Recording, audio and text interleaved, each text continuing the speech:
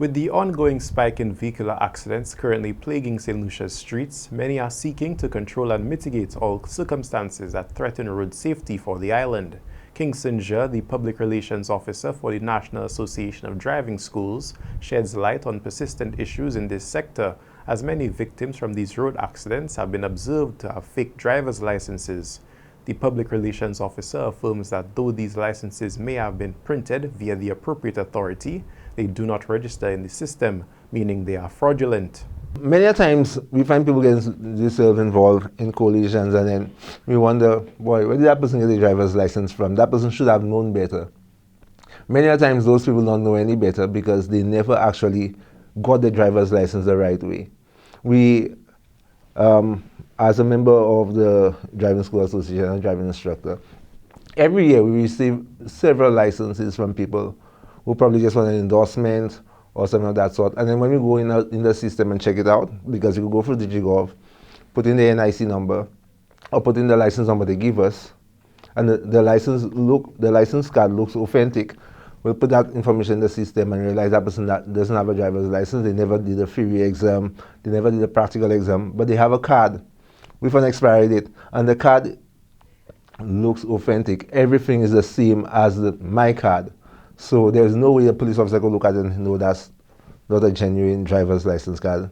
The Public Relations Officer highlights the uncanny authenticity of these cards, as well as the lack of effort by the relevant authorities to correct this issue.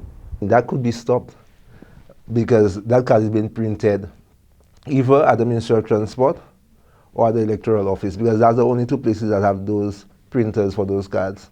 So somebody somewhere, I guess once money is involved, people find a way to beat the system and they get those cards done. But people without those licenses means they have never met the minimum requirements to drive on the road. So there are a lot of things they ought to have known that we not know. There are a lot of skills that should be inculcated within them as a driver that was never inculcated within them. So there are a lot of bad practices which will lead to collisions as well. Additionally, Kingston Jha notes that these individuals who obtain these illegitimate cards lack the proper experience and knowledge of the road, which leads to the spike in accidents. There are certain things you not. You see, as you learn to drive in a driving school, you practice over time to always, as you approach a junction, to stop and how to look right, left, and right again. The person who have never gone to drive, they will not recognize, hey, that I really should be stopped at that junction, or even if I don't stop, let me look right, left, and right again. They'll probably just look right, left, and then move. Whereas a vehicle already increasing speed and now closer to them, which will then cause the collision. So, yeah, I would say that even the Ministry of Transport, I know that they know of this, and I don't think they're doing enough to reduce on it, because the most they do many of the times is, if they do receive those cars, they cut it in half, and then the person go back to the driving school.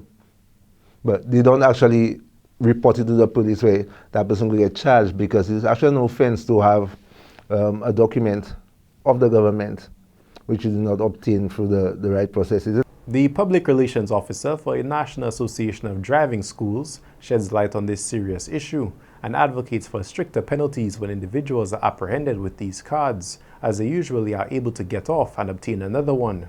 For Choice News Now, this is Obi Offer reporting.